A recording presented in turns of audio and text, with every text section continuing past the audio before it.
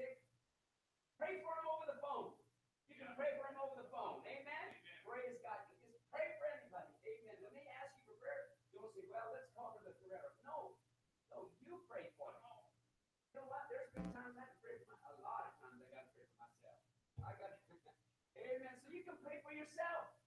Also, amen. Anoint your hand with oil. Touch yourself. Lord, say in Jesus' name. Brother Chapman's with us. Let's give him a good hand.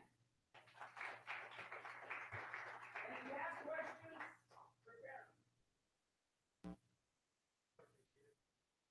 You hear me or do I need one?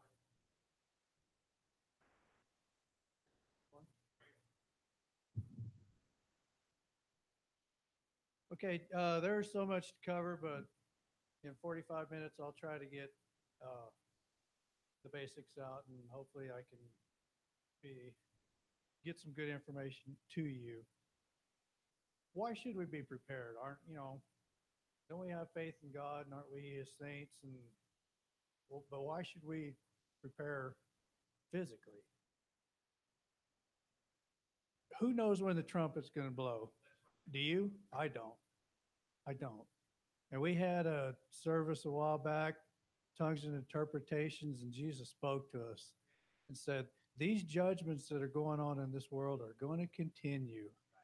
This past year, we've seen floods, we've seen hurricanes, we've seen blackouts in the Northeast due to ice and snow. And I mean, it's continuous every day. And it's only a matter of time before it comes here. And you know what? We're overdue for that big uh, 7.2 or whatever they're guessing that earthquake is going to be. And when it hits that fault over there on the bench, we're going to be in trouble. And so I want to cover a few things here. And how many people have gathered emergency kits since I started this? Great. Okay, some of you are prepared or getting there, but I urge the rest of you, please, don't take this lightly. Uh, Lena, can you put the first slide up, please?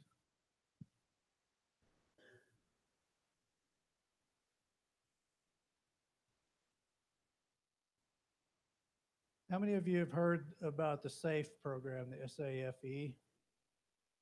It's fairly new. I hadn't even heard about it till a couple months ago, but this is an awesome program that they've put together. It's the Schools Aid Families in Emergency is what SAFE stands for.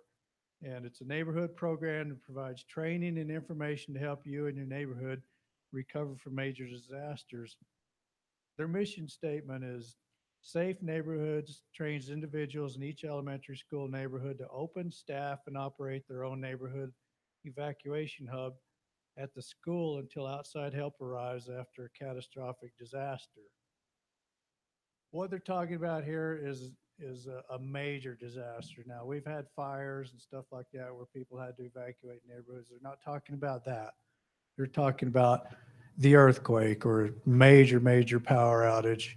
And they will instruct people when the program is kicked off. And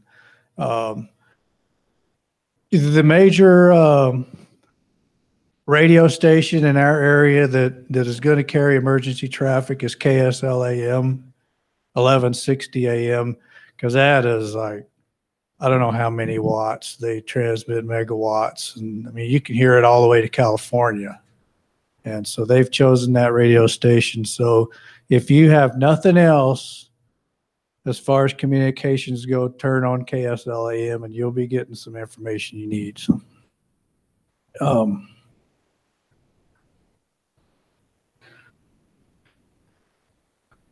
okay, what should we do about our home? It used to be taught that 72-hour kit was the way to go, but with the recent disasters we've had in the last couple of years, they've pretty much gone to 96-hour kits now. So if you have a 72-hour kit, just beef it up a little bit for another day.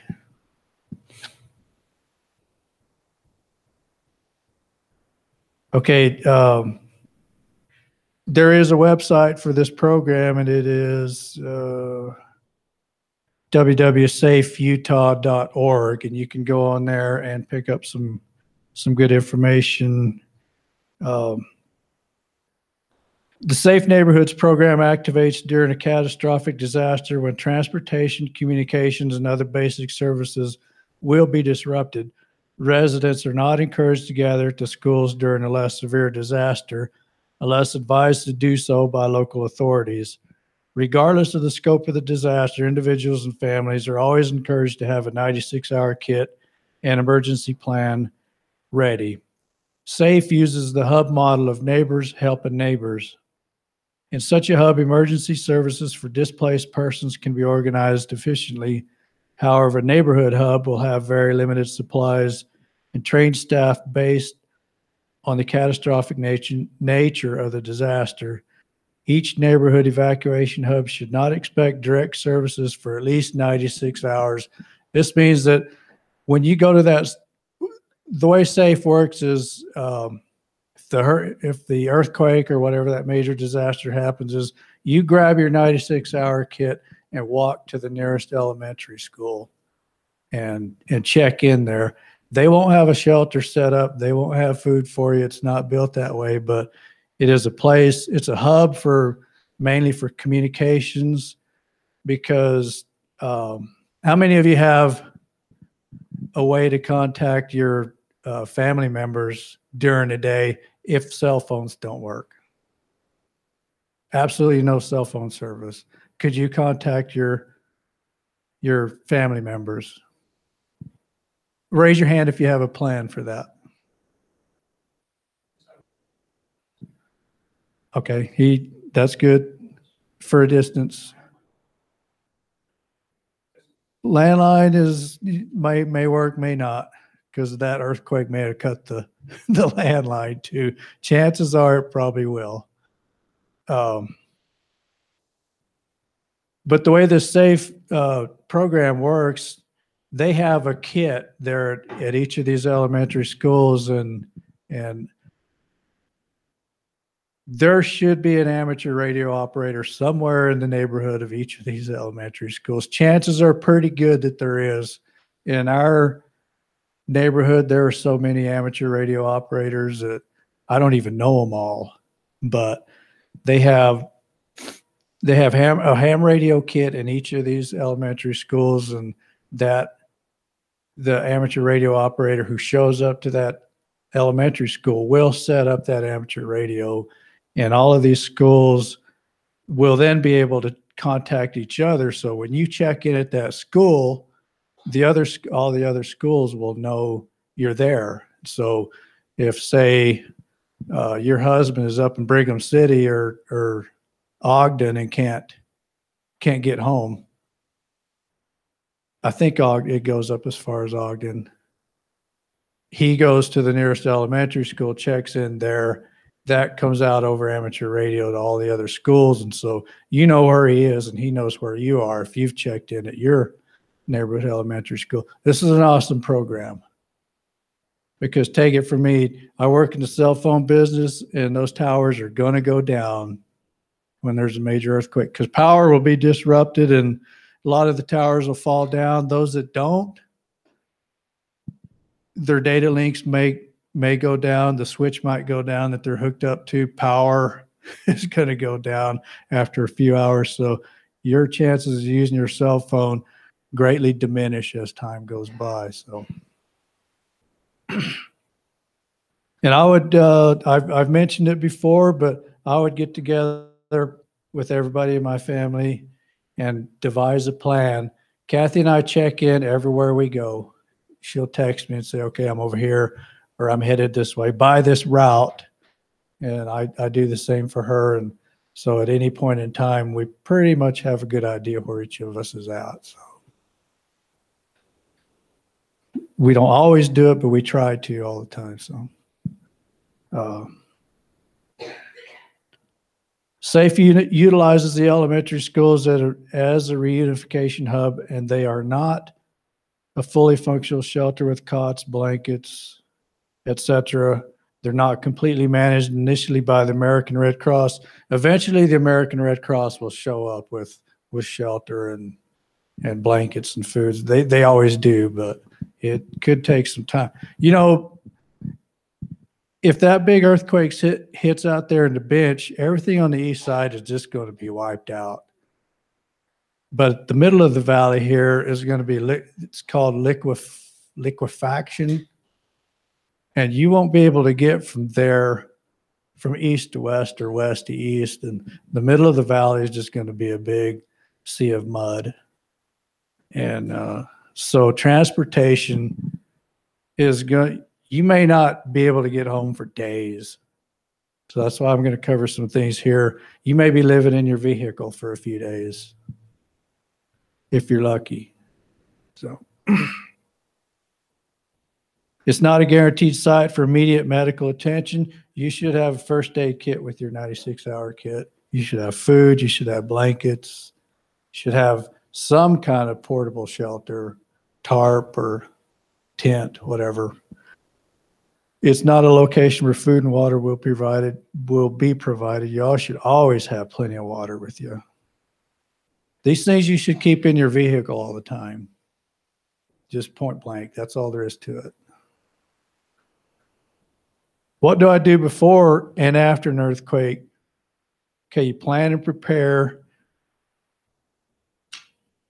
and make your preparedness checklist. Yeah, we can go to the second slide.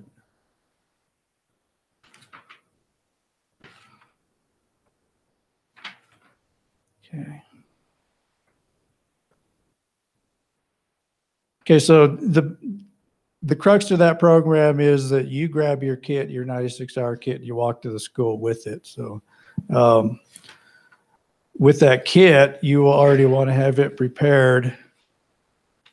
This slide just shows a lot of the sponsors of the program and the website.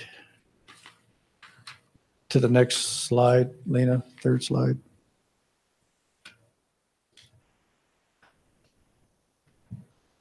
Okay, did you know that after a 7.0 magnitude earthquake in Salt Lake Valley, an estimated 350,000 people will be displaced?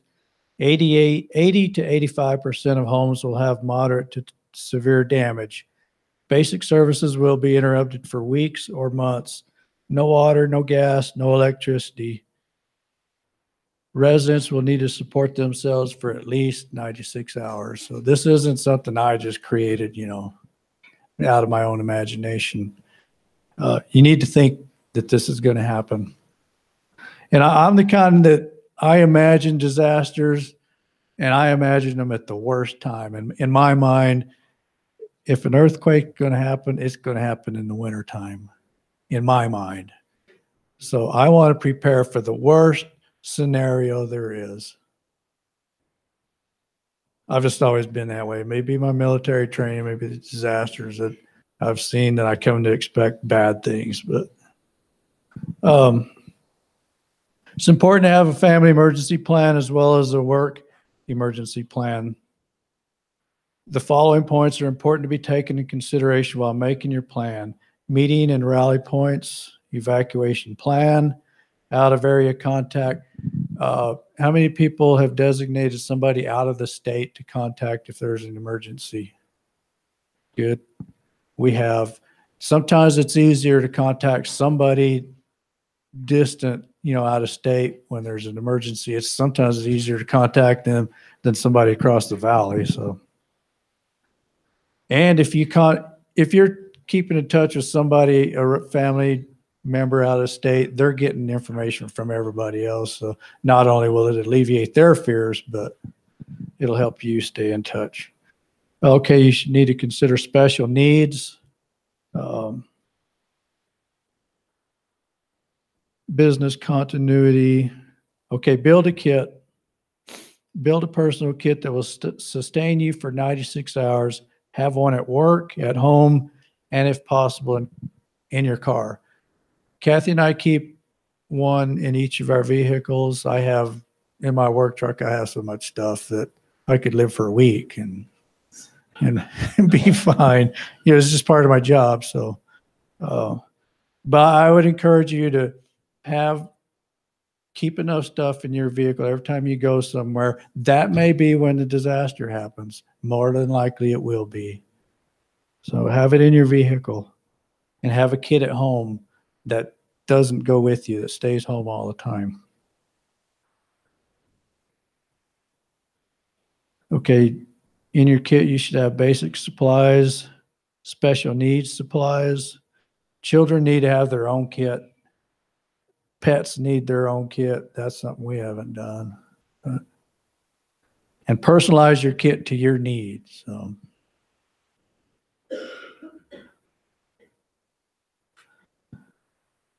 Okay, be informed and get involved. It's important to be connected to your city's website and social media as well as your emergency management division. Harriman sends out text messages that we get. When those fires happened, we got text messages and told us what neighborhoods were evacuated and where to go. So I don't know if all the communities do that, but I would check into your community. And if they do, get signed up for that. It was something we signed up for. So I think they sent a text message out to every resident, and then you clicked yes if you wanted to continue getting them or not. So I would look into that if you're not getting them. Know what resources you have in your community. Get involved by learning. Here are some of the things that are vital for you to learn. CPR and first aid. I'm hoping we'll have a CPR class one of these days. Disaster safety. How many have heard of the CERT program? Every city has it. It's I can't remember what CERT stands for, but basically it's people who respond in cases of emergency, who know how to give first aid and communications and all the basic essentials. They work together in a program. Red Cross is a great resource for information on how to put together a kit, how to, you can get first aid apps off of Red Cross's website, and those are great to have on your phone. Ham radio is not for everybody, but for those who would like to be able to communicate by radio, I would encourage it. You can be of great benefit to your neighborhood.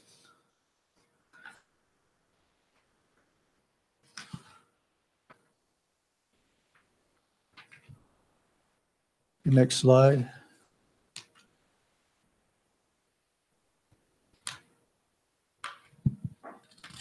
Okay.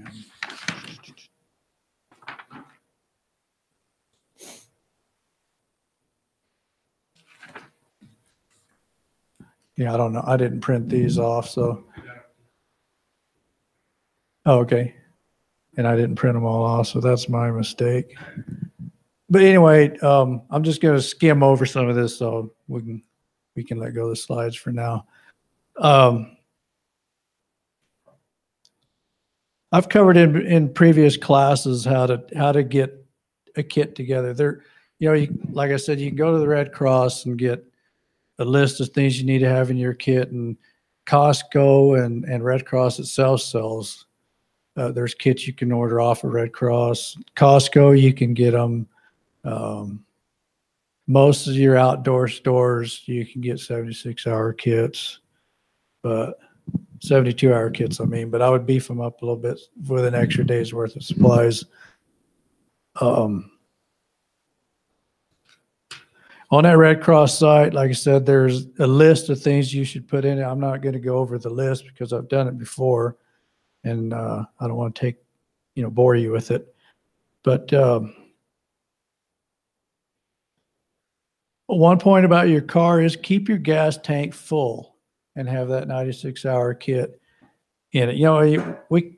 It's not practical to keep your gas tank full all the time, but I would suggest not letting it get past half a tank full on your vehicle. When you get to half tank, try to fill it up, because that gas not only can get you home, but if you get stranded somewhere, you need to start your vehicle up every now and then to keep warm, and You can siphon that gas if you've got a generator at home. How many people have generators? Not very many. What are you going to do for electricity? I'm telling you, the power is going to go down. There's no doubt about it. That's not a theory. It's just flat going to go down. A blizzard can knock out power. Our grid is pretty sensitive. A kid in the neighborhood can take down with a 22 rifle can take down a neighborhood for a good day or so. I suggest getting a generator and enough gas to run it for at least a day. But the thing, be careful about generators is don't run them indoors. Carbon monoxide is a killer. So have enough cord to run your power into your house from outside. But anyway, you can use gas out of your car for that too. That's a good place to store gas. Reduce home hazards. Mitigate hazards at home by keeping heavy objects on lower shelves, securing your bookcases and large furniture to walls, installing a water heater strap. That's code now on new houses. I don't know if everybody has them, but if you don't, I would put one on. What happens when your water heater when it tips over? Anybody? Gas fire. Yeah, what happens with the fire? It burns your home down. What's one of the most common things that takes out a lot of houses when earthquakes happens is fire. And that's things like this happen. Furnaces, water heaters, they turn over, start a fire. And that's another thing too. How many of you know how to shut off the gas in your home? Immediately do that. If your house is shaking at all, turn your gas off. Question? Oh, okay. Swatting at flies.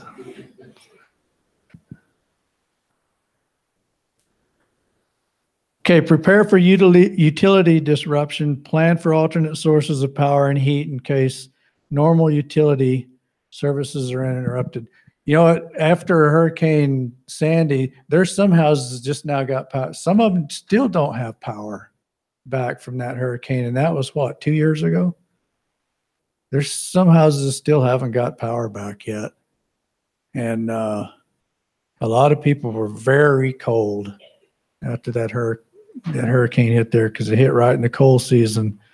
And just imagine what are you going to do here in Utah at nighttime on a normal winter? We've had a warm one this year, but normal winter, what are you going to do without any heat?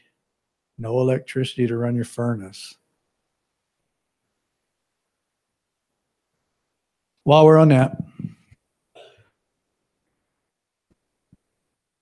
I brought this to show you. This is a great alternate source of heat. It runs on 2 of those little green 1 pound propane bottles. This will provide that you can run it indoors. So it has an automatic switch in there. If your oxygen level gets to a certain point, it'll shut it off. So you can run it indoors. My suggestion is pick a room in your house. If there's no heat, no power, pick a room where everybody can sleep and use your alternate source of heat. Oh, you can get these anywhere. I think I got this one at Sportsman's Warehouse, but everybody has them. There's 2 different sizes. This is the big one, and there's a smaller one that runs in 1 bottle, and there's some other different sizes.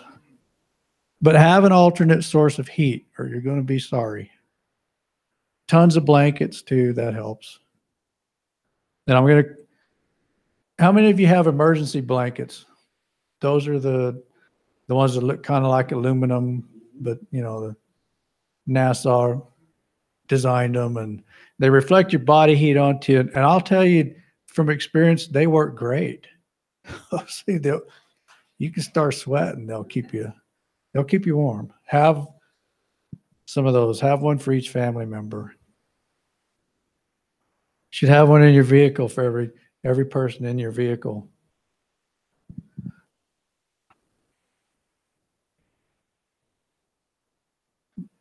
Vital records and documents you should store in a safe place, like a safe deposit box, but keep copies in your Go kit if you feel it's appropriate. Some of that stuff, like if you have special health needs and it's a good idea to have that information with you, because if you become incapacitated, then a responder can take a look at that and say, oh, well, you know, we need this and that, and don't do this and don't do that. So if you have special health conditions, make sure you have some kind of instructions in your kit, you know, that's readily visible. Insurance and inventory. Be aware of specific hazards that threaten your area and check to see if you have adequate insurance to protect your family from financial loss. How many people have earthquake insurance? We do, and if you don't, I would suggest you get it. Pay attention to alert notifications during an event. Listen for alert notifications and follow the instructions given. Know which radio, television stations, which websites will have emergency information in your area. What's the AM station? Yes, KSL. Good. Sign up for emergency text message alerts from your city.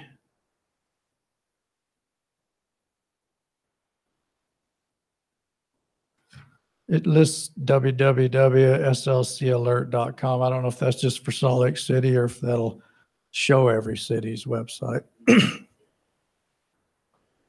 Could be Salt Lake County. I brought a little solar crank radio here to show everybody.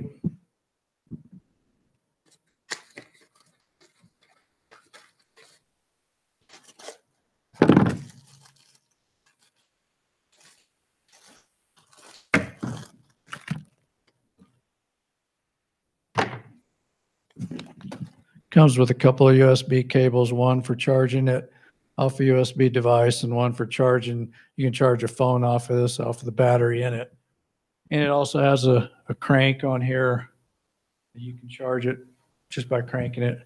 But what this radio does is it's a regular radio, but it has NOAA radio on it too. Does everybody know what NOAA is?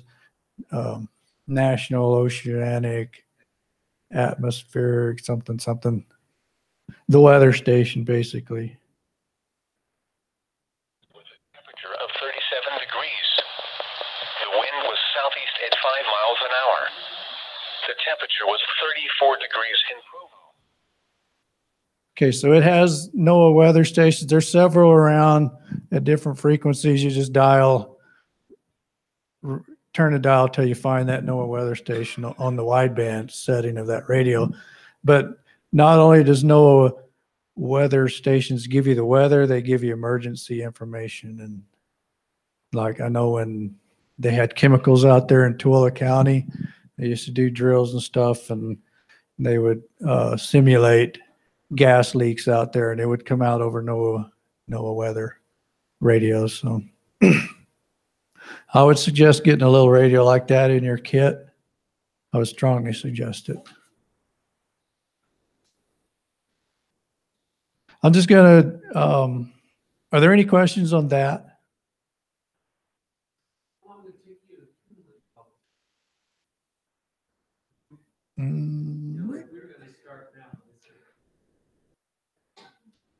It's a continual thing. The first thing I would suggest is get that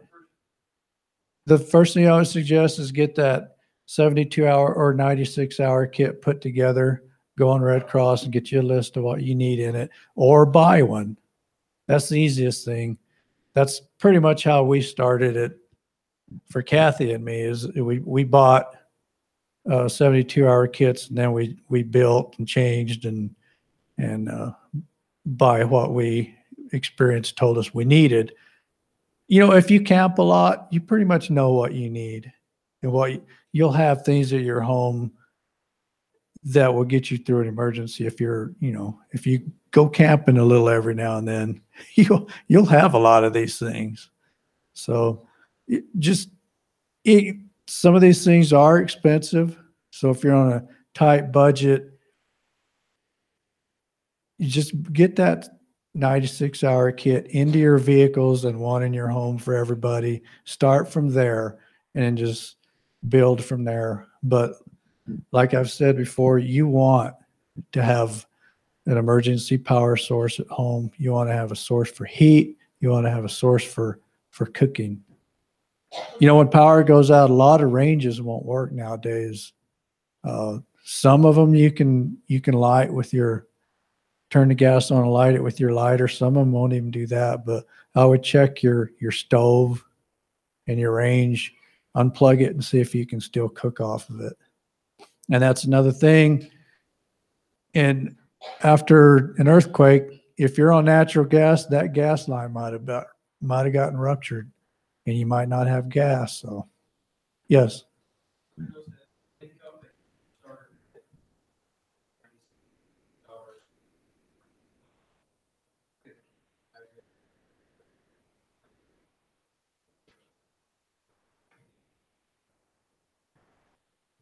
Do you know how much that is?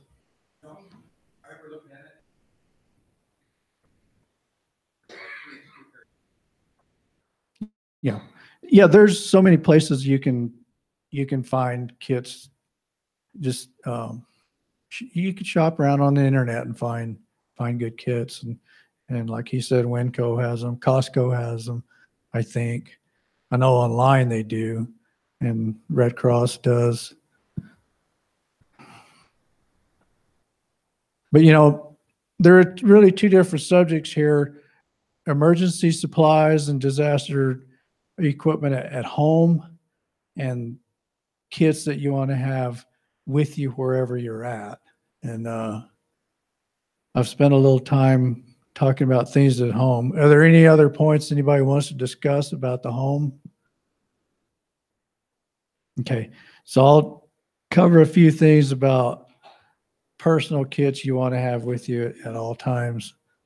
In my job, I wind up in the wintertime, a lot of times I'll snowshoe to a cell site up in the mountains or jump in a snowcat or snowmobile. So I have a lot of stuff in my truck all the time. So I always have a kit in my backpack or in my truck or whatever. But like I said, in Kathy's vehicle and my vehicle, we have our 72-hour kits. But also what I've started to do, this is a work in progress, is put together kind of like a bug out bag for each season, or at least 2 seasons, wintertime and summertime, because your needs are going to be different. Wintertime, you don't want to stay warm. Summertime, you're already going to be warm. You're going to want more in the line of shade and stuff like that. But in Kathy's kit so far,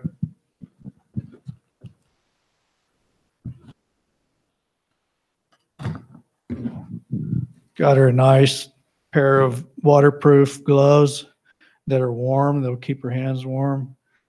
There's some cold proof base layer in here.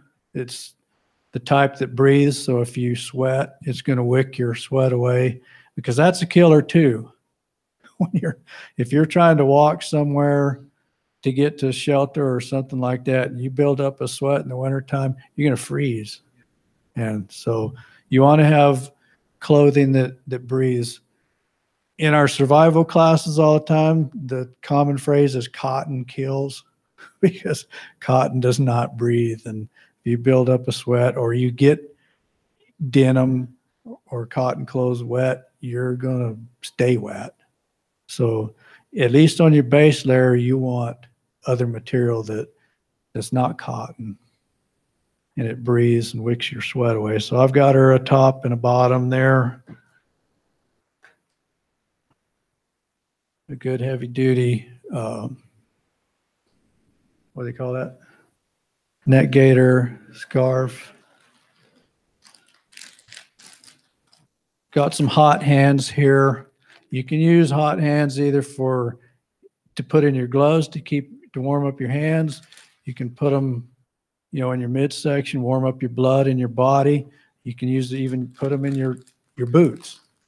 When we were at a winter survival class, a couple of years ago, there was a guy there from NOAA Weather, and his feet were just freezing. He could not keep his feet warm. He had good boots, but his socks weren't quite good enough, and his feet were really cold. And I had a couple of those toe warmers in my pack that I never used them, and I said, "Well, here, you can use these." And he said it made the difference. He was no longer miserable, and the training was tolerable for him.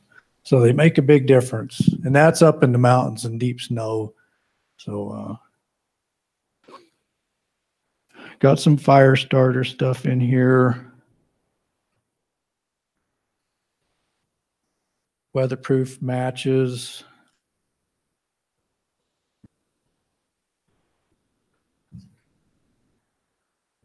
This is my favorite tool in the whole wide world. It's a flint. The way it works is you take this piece of steel and you slide it across here and it creates sparks. And so you don't have to worry about your matches getting wet and everything. I love starting fires.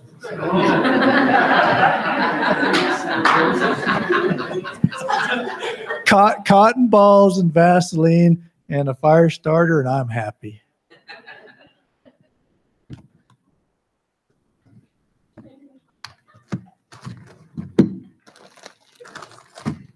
Everybody has their thing. Except for you in California this year.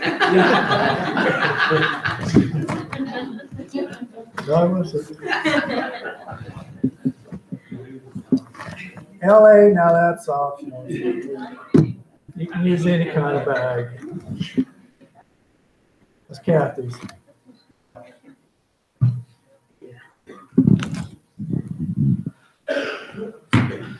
In my pack here, I just grabbed it out of my truck, and this is what I normally keep in it. You won't need this. It's a beacon in case you get covered with snow, but caught in an avalanche. Has some waterproof gloves, a map. We won't need that. Speaking of that, when all the buildings around you are on the ground, is it going to be easy to navigate? It might not be. It might not be street signs. An optional device, if you have some money to spare, is a GPS device. The way these things are really handy because you can mark your home or places you often go. You can put waypoints in there, and then wherever you are, when you turn this on, you can get directions back to your house. It'll give you compass directions, bearings and distance. And so even if you don't have any streets left, you can still find your way home even at night when you can't see anything. We use those at work a lot because a lot of times we get caught in snowstorms. You can't see 10 feet in front of you. If we've got our trail already marked, we can find our way back down off the mountain. It's saved us a bunch of times. Got a bunch of paracord in here. There's a tarp in here so you can make a tent if you have to. Batteries for my GPS and flashlight. I've got a fire starter just about everywhere. These are great saws. You cut yourself some firewood or cut some branches to make shelter out of. Or if you need to move a log out of the road. Electrical tape. weatherproof matches,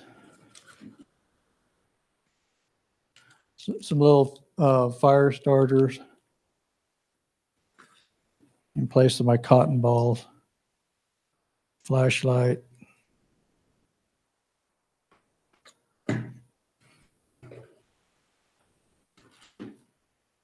More matches. I like fires.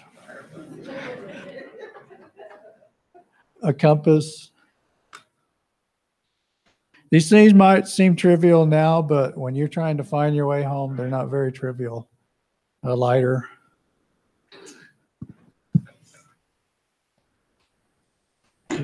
Bottle of water.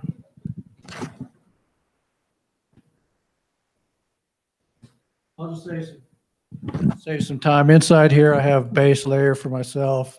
There's a tarp in there. There's one of those little cheapy generic emergency kits you can buy at Walmart because it's got neat stuff in there like Band-Aids and some more fire starter, a signal mirror, you know, just basic little stuff like that. That's, you know, it's a cheap kit, but it has a lot of good stuff in there. Yeah, I love fires. And you'll know why if you're ever stuck out in the cold. You'll love fires too. I have a couple of old catalogs here if anybody wants one. This is from My Patriot Supply. This is most of our freeze-dried food we buy from Patriot Supply. They come in these nice little totes here that you can just stack and store them everywhere. And that's an important thing. You don't want to keep all your food in one spot. If you keep it in your basement and your house collapses, you can't get to your food. So it's suggested to keep your emergency supplies upstairs if you have a basement. Don't keep it in the basement. I need to move some of ours out of the basement. If you have a shed, put some of it in the shed. We have a shed and a bunch of sheds and a barn, and we spread our stuff out. So, and I'll tell you, if law and order breaks down and people start looting and breaking into everybody else's houses to get food, you find a place to hide yours if you can. So just a little tip there. But Patriot Pantry food from Patriot Supply, we've tried a lot of different sources, Wise Foods, Patriot Supply, Costco, and each of them has their own advantages and disadvantages, but for the most part, we get ours from Patriot Supply, and we've been pretty pleased with it. Now, these are meals that you just add water to and heat them, but you want to. It's a good idea to supplement meals with vegetables or fruit or even an extra meat. Now you can buy those separately for really good prices through Costco, through their website. And what is that? Thrive. You can get on there and buy stuff from them too. So besides having prepared meals, it's a good idea to have other stuff too.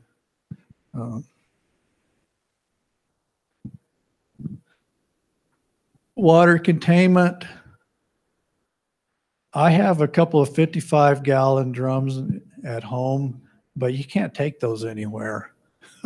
So I suggest using smaller containers and keep water in them. Dark containers are better than white because it'll keep the sun out of it better. So all those green things that like to grow in water, they won't grow so much in your darker containers. And it's a good idea to add water purifier to the water when you put it in there, and that'll keep your water good for a long time. I couldn't really say how long, but I know it'll be good for at least 5 years. So You put that water in there 5 years. You still live with that purified? yes. Now, if you keep it out in the sunlight all the time, that's no guarantee. 'Cause like I said, that's why you want a darker container, because it keeps a lot of the sunlight from getting in there. But if you keep it in the shaded areas, stay good for a long, long time.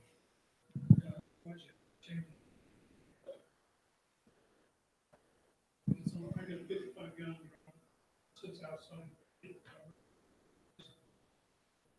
They change it once a year. Keep the contaminants. Brenda? Water bottles. Yeah. And the thing about that is, I know from experience that most of the water bottles in my company truck spend half the winter frozen. So try to keep some of them in the passenger compartment. So they're still useful. I have pulled them out and thawed them out, but just beware that if you keep it in your all your water in the trunk, it might freeze on you. So I brought a solar generator here. The advantage in solar generators is you don't run out of gas, and the sun shines quite a bit in Utah. There are periods during the wintertime when we don't get very much sun, but this particular solar generator, and another advantage in solar generators is people don't hear them. If somebody hears your gas generator going, they might just want to come and take it from you. So if you don't have the ability to defend your property, a solar generator is much quieter and easier to hide, and a lot safer, actually, as far as you don't get fumes. And but the way this works is, and this is pretty costly. It cost me $2,000, but it's every cent is worth it. I bought it from Patriot Power, and it has a lithium battery in it. And after I got it, I charged it up with the solar panels. It took about 45 minutes to charge them up because it already had some charge in it. But I ran our refrigerator off it till I got tired of running it. I ran it overnight, and we had another solar generator that wasn't quite this quality, and we ran that one for 16 hours, wasn't it? And it still had plenty of charge in it. So wintertime for refrigerators aren't that big a deal in the wintertime because you can keep your food cool other ways. But in the summertime, it is a big deal. But you can plug an electric blanket into this thing and run it forever. So that, pardon? Pretty cool. Yes. How many watts you have to put down? 1,500. So size of a small gas generator. So.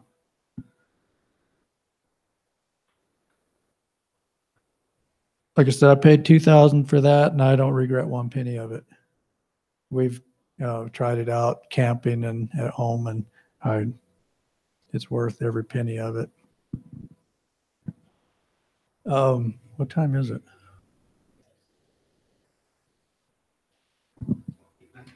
Oh, okay, so we're just about right. Anybody have any questions? I know I went through things pretty fast and not in very much detail, but we had a lot to cover. But my big thing is we're very vulnerable here in Utah in the wintertime to power outage. And like I said, they are expecting that earthquake. And yes, sir.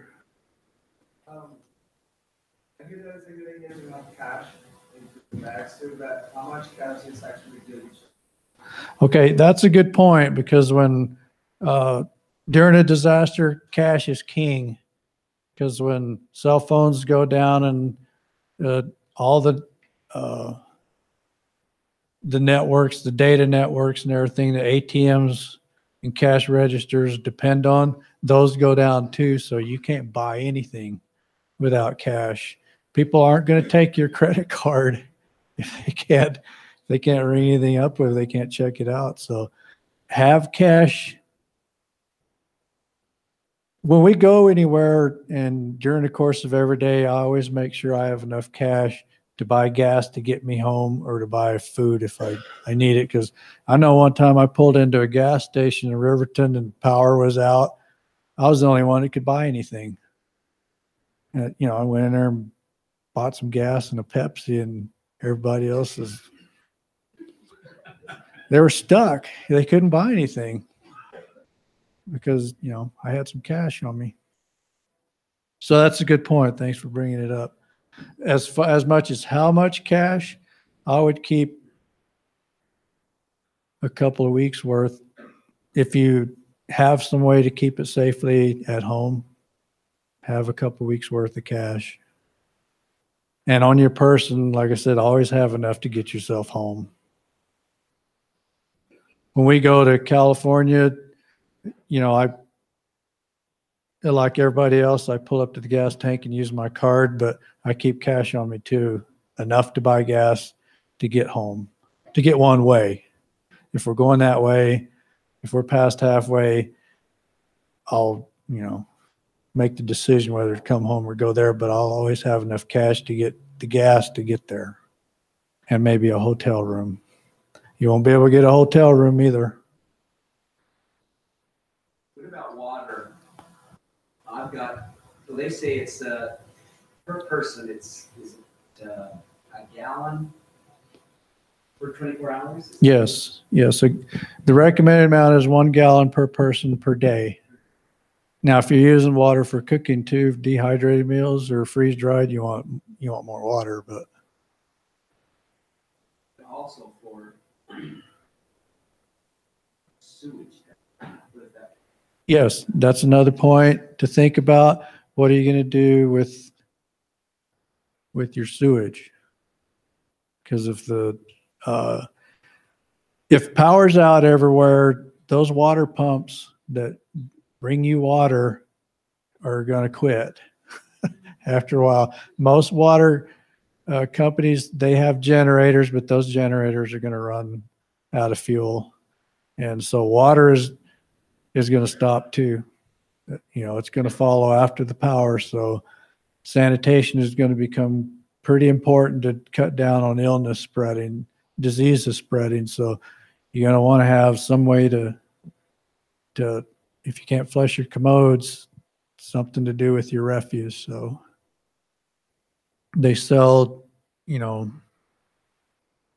can't even remember what they're called, but basically poop bags for humans and, for campers and stuff. So you want to use that at home too. So.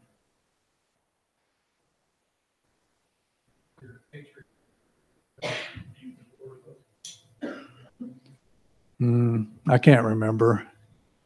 Sorry, but they have great deals every now and then to promote preparation.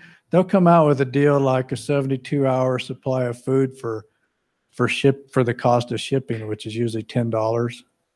So if you listen to Glenn Beck and every now and then, or go on to preparewithglenn.com, I think.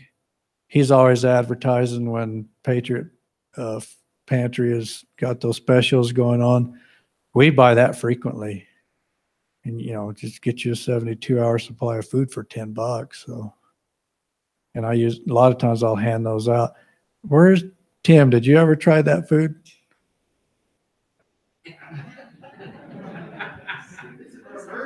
Here's their chance to testify. Those are bad. Yeah. I made the mistake of handing her an old MRE that I was replacing, because you need to replace those every 5 years.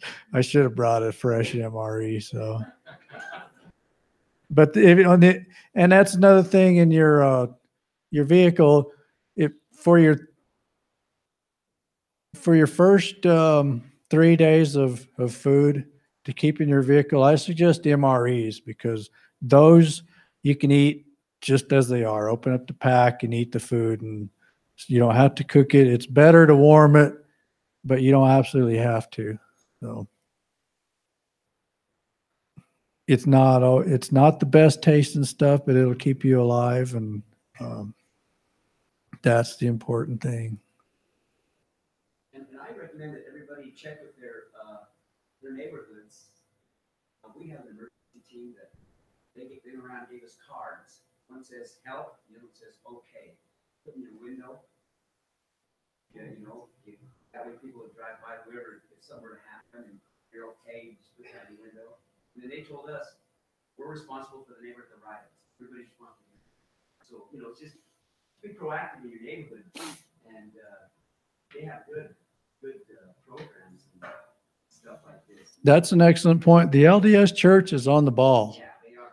They are. When it comes to this, you have to hand it to them. They're on the ball, and cooperate with them. Yeah. Participate. It'll be to your benefit and theirs. We're Christians. We should not be needing help. We should be the ones providing it. The guy who teaches our winter survival course, he says, there's no such thing as an innocent victim. There's only volunteers to be victims. So we should be able to help other people, not be dependent on other people. And I know it takes time, it takes money to accumulate all these things, but work on it. I believe it's our responsibility, really. I do, but it's like was said in that service, judgment's going to continue coming on this world, and we're not better than our master. He suffered, and he was put on a cross, and we should expect to suffer too. He's not going to just pull us out like a bunch of spoiled children and say, I'm going to protect you. Look, those floods that happened in Texas and Florida, there was Christians in the middle of that. Their houses were flooded just like everybody else's. And I hope that there were Christians helping the people around them. Any other questions? Just work on just start accumulating stuff. Start working on it, please. Thank you.